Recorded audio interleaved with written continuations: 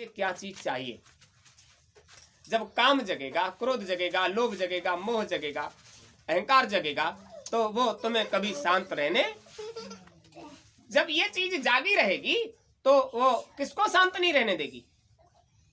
मन को, बुद्धि को, चित्त को और अहंकार को। एक भी चीज शांत नहीं रहेगी। ये सारी चीजें संसार की हैं। ये चीजें जगी रहेंगी तो अंतःकरण जीवात्मा की कोई मदद नहीं कर पाएगा। तो अब किसको जागना है? इन्हें सुला देना है। जब ये सो जाएंगे तब आपके अंतःकरण की मदद से जीवात्मा को चैतन्य करके सत्संग करने वाली चीजें जागेगी। अब कौन सी चीज रह गई जो जागना बाकी है, जिसके द्वारा ही जीवात्मा सत्संग कर सकती है, जिसके द्वारा ही जीवात्मा सत्य के साथ पास तक पहुंच सकती है। और जब तक वो नहीं जागती तब तक जीवात्मा वास्तविक लक्ष्य को पा नहीं सकती। भेद की बात है, अंतर्भेद है।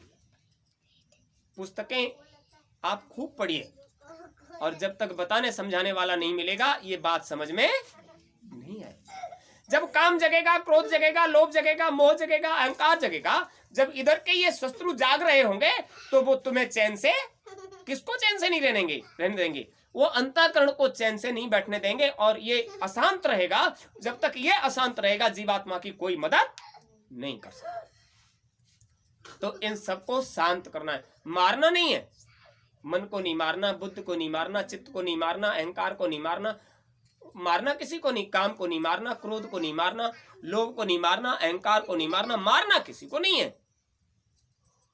क्योंकि जिसे आप बना नहीं सकते उसे बिगाड़ नहीं सकते, जिसे आप सजा नहीं सकते उसे सजा दे भी नहीं सकते। फर्क है। करना क्या है? आपको अपना काम बनाने के लिए इन्हें शांत करना है। काम को शांत करना है, क्रोध को शांत करना है, लोभ को शांत करना है, मोह को शांत करना है, अहंकार को शांत करना है। इन सबको शांत करना है। और जब ये शांत हो जाएंगे तो आप समझ लीजिए इनके शांत होते ही अंतःकरण में चैतन्यता आने, अंतःकरण चैतन्य होने लगेगा। और जब अंतःकरण चैतन्य होगा तो फिर ये जीवात्मा का सत्संग कराने के लिए छटपटाएगा। अंतःकरण जब चैतन्य होगा तो कहां पहुंचेगा? महापुरुष की शरण में। और महापुरुष की शरण में पहुंचने के बाद इसे क्या मिलेगा? निजघर जाने की चर्चा, जिसे सत्संग चर्चा कहते हैं। अब निजघर कहां है? तो सीधे से समझ, जब ये बात कही गई, साधो भाई यह नहीं देश हमारा, मैं तो अमर देश का वासी जो है सब देशों से न्यारा। तो आप समझ लीजिए सभी देशों से न्यारा देश वो तुम्हारा अपना। जब तक वहां नहीं पहुंच जाते तब तक सत्संग का कोई मतलब। वहां तक पहुंचने के लिए किसको जगाना पड़ेगा? जो जीवात्मा की वास्तव में मदद कर पाए।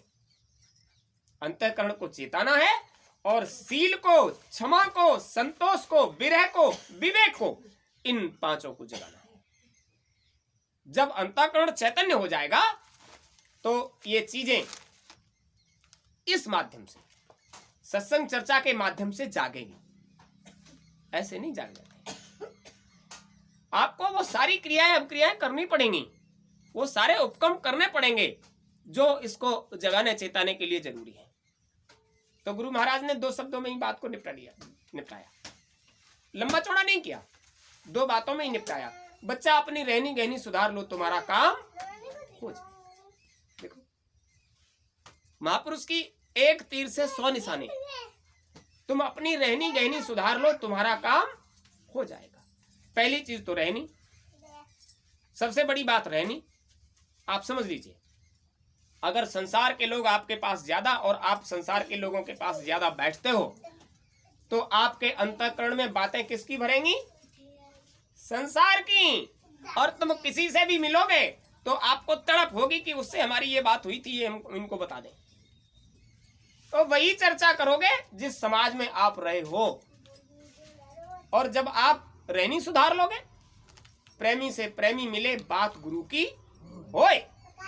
जब तुम्हारी रहनी सुधर जाएगी तो प्रेमी के पास प्रेमी जब जाएगा तो चर्चा किसकी करेगा? गुरु महाराज की। गुरु महाराज की चर्चा का मतलब क्या है? निज घर जाने का उद्यम अभी भी कर रहा है। गुरु महाराज क्या चर्चा करते थे? बच्चा इधर से निकल लो, इधर से चल पड़ो, क्योंकि यहाँ जहां तुम रह रहे हो ये काल का देश है। इस काल के देश को मृत्यु लोक कहते हैं। मृत्यु कहते हैं मौत को, और लोक कहते हैं स्थान को। यह मौत का स्थान, मरने का स्थान है। आप समझ लीजिए, यहाँ कोई भी इस शरीर को हमेशा नहीं रख सकता। जितना चिरंजीवी और जिन्हें आप अमर कहते हो, उन्हें भी एक न एक दिन उस पुतले को छोड़ना पड़ेगा। आप समझ लीजिए। आप खूब इसको क्या कहते हैं, सनलाइट और वो क्या क्या, वो जितनी लाइटें होती हैं सब लगा दीजिए इस पर। हाँ, वो पहले चलता था शायद। आप कितना भी लाइट लगा दीजिए, कितना भी तेल फुलेल लगा दीजिए, इसको खुशबू में तर करके रखिए, लेकिन जिस दिन उसकी उधर से नजर फिरेगी तो आप समझ लेना कि 24 घंटे के बाद लोग तुम्हारे पास बैठना भी पसंद, और जो आकर बैठेगा वो ये कहेगा देर क्यों कर रहे हो, जल्दी करो। अरे भाई अब तक जल्दी नहीं थी, अब इतनी जल्दी है। अरे कि जल्दी नहीं, फिर मिट्टी खराब हो जाएगी। फिर मिट्टी खराब, अरे तो क्या हो गया, वो क्या सनलाइट होता है और वो क्या तेल फुलेल होता है, वो लगा दीजिए, फिर क्या खराब हो जाएगा इसका। तो वो जो लगा देते हो वो भी तभी तक काम करता है जब तक वो ऊर्जावान शक्ति तुम्हारे पास है, और वो ऊर्जा हटते ही अंतःकरण उसके पीछे दौड़ पड़ता है। शरीर की 10 हवाएं, प्राण, अपान, व्यान, समान, उदान, नाग, कूर्म, कृकल, देवदत्त और धनंजय, वो सारी हवाएं उसके पीछे चली जाती हैं, और वो सोता हुआ ही चला जाता है जी।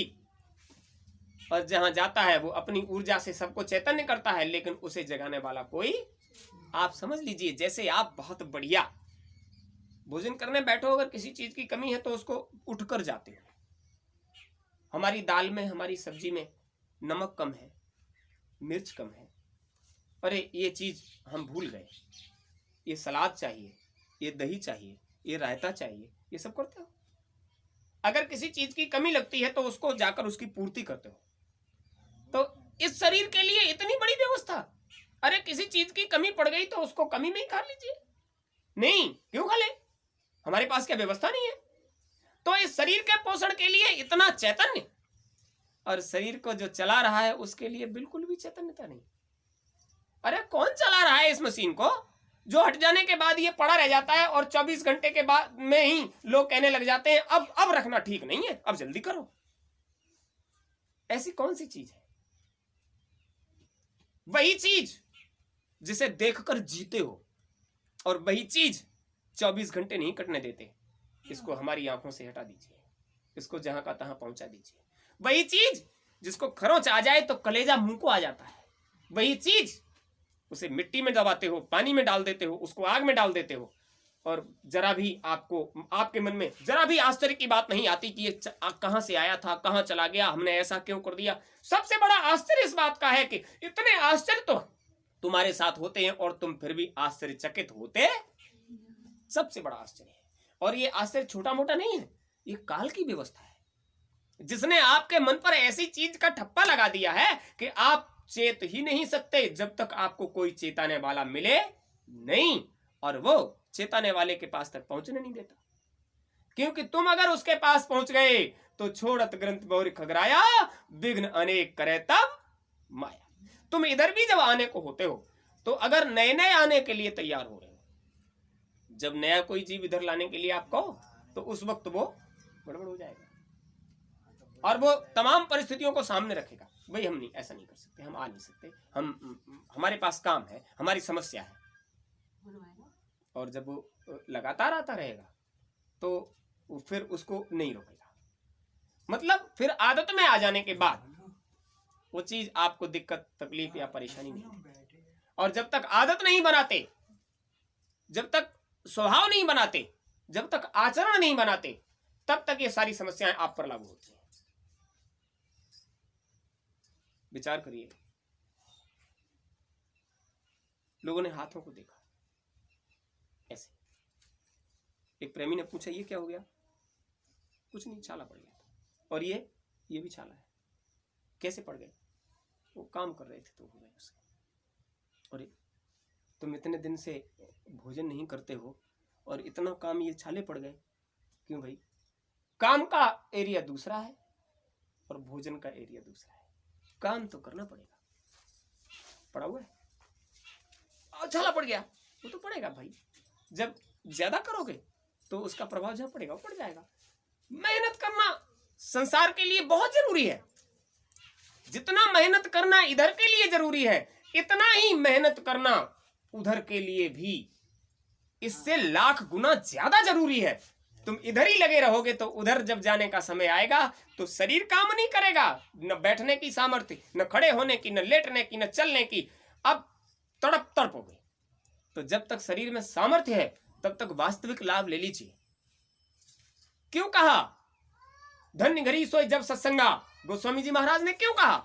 उन्होंने इसलिए कहा कि वो घड़ी, वो समय, वो घड़ी, वो पल, वो उस समय का क्षण धन्यवाद का पात्र है, जिस क्षण का संसार के लोग सत्संग में उपयोग करते हैं। वो समय भी धन्य हो जाता है। यानी काल भी इस वक्त तुम्हारा बाल भी बांका करने के लिए तैयार नहीं है। काल भी तुम पर रीझ गया है। इस वक्त किसी भी चीज का तुम्हारे मन मस्तिष्क पर, अंतःकरण पर कोई प्रभाव नहीं है। क्यों भैया? काल के देश में रह रहे हो और उसने तुम्हें छूट दे रखी है। जब तक यहां बैठे हो हम तुम्हारे पास भी, हमारी माया तुमको नहीं लगेगी, हम तुम्हारे संपर्क में नहीं आएंगे। बड़ी बात है। अभी आश्रम से निकलकर सड़क पर पहुंचो, सारी समस्याएं सामने आकर खड़ी हो जाएंगी। और यहां से वहां तक पहुंचने में जाने कितने काम कर लोगे दिमाग में। जल्दी जाके ये निपटाना है, वो निपटाना है, ऐसे करना है, वैसे करना है। और जब तक मालिक के दरबार में बैठे रहोगे तब तक वो काम कहां चले गए? जाए भाड़ में। मुश्किल से समय निकाल कर हुजूर के दरबार में पहुंचे हैं, मतलब अभी वो भाड़ में चले जाएं और जैसे ही निकल कर बाहर आए वैसे ही भाड़ के बाहर आ जाएं। मतलब क्या है? इस समय काल और माया आप पर प्रभावी नहीं है। मतलब जब तुम मालिक पर बलिहार हो तो काल भी तुम पर बलिहार है। वो तुम्हारी मदद करेगा, तुम्हारे आगे आकर तुम्हें रोकेगा नहीं। माया भी मदद करेगी, लेकिन जब तक वहां पहुंचोगे नहीं तब तक ये सब प्रयास करेंगे, क्योंकि इनकी गांठ खुल गई तो छोरत ग्रंथि भौर खगराया, विघ्न अनेक करे तब माया। गांठ खुलते हुए देखकर माया प्रभावी हो जाती है, तो वो तो खोलेगी। अभी क्या बताया था?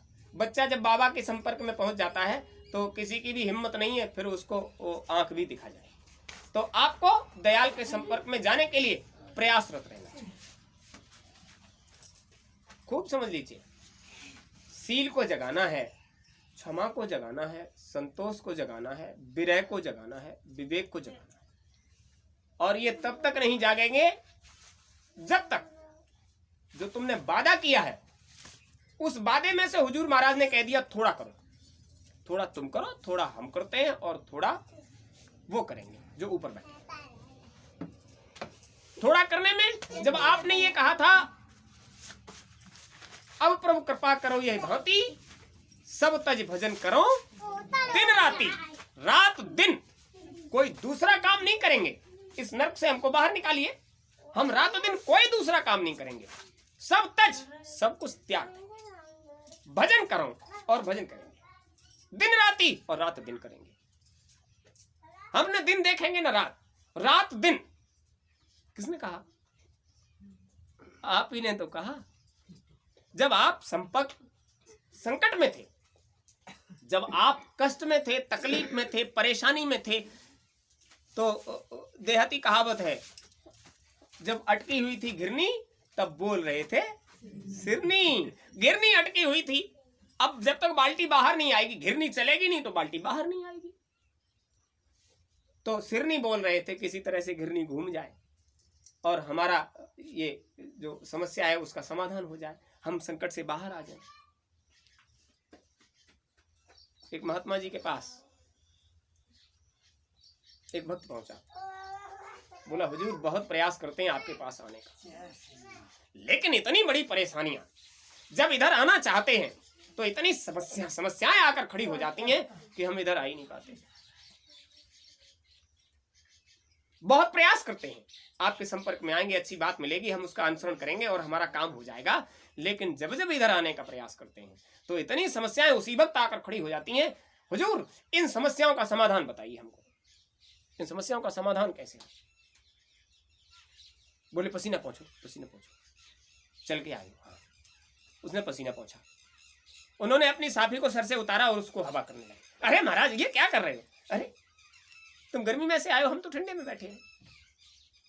नहीं नहीं महाराज, आप ऐसा मत करिए, प्यास लगी होगी। हाँ चलो पानी पिलाते हैं। उन्होंने बाल्टी उठाई, रस्सी उठाई, कुएं पर पहुंचे। बिल्कुल ध्यान नहीं दिया वो साथ जाने वाले ने। उन्होंने बाल्टी को कुएं में रस्सी के सहारे डाला और खूब डुबाया, और डुबाने के बाद उसको खींचा, और खींचने के बाद बोले पियो। जब उससे कहा पियो तो उसने ऐसे करके देखा तो उसने कहा हुजूर, इसमें तो एक बूंद पानी भी नहीं है। क्यों क्यों? बाल्टी नहीं है ये? अरे बाल्टी तो है, फिर पानी क्यों नहीं है? बोले इसमें तली नहीं है। बाल्टी तो है, इसमें तली कहाँ है? अरे उसको ऐसे डाला और उसको निकाल लिया, तो वो तली होती तब पानी भरता उसमें। बिना तली की बाल्टी है और खूब डुबाया। बोले हमने डुबाया इसलिए ठंडा ठंडा आएगा। अरे ठंडा है, पियो। बोले इसमें तली नहीं है तो पानी कैसे रुकेगा? बोले तली नहीं है। अरे तली नहीं है इसमें। बोले है तो बाल्टी। वो बाल्टी तो है लेकिन इसमें तली कहाँ है? पानी तो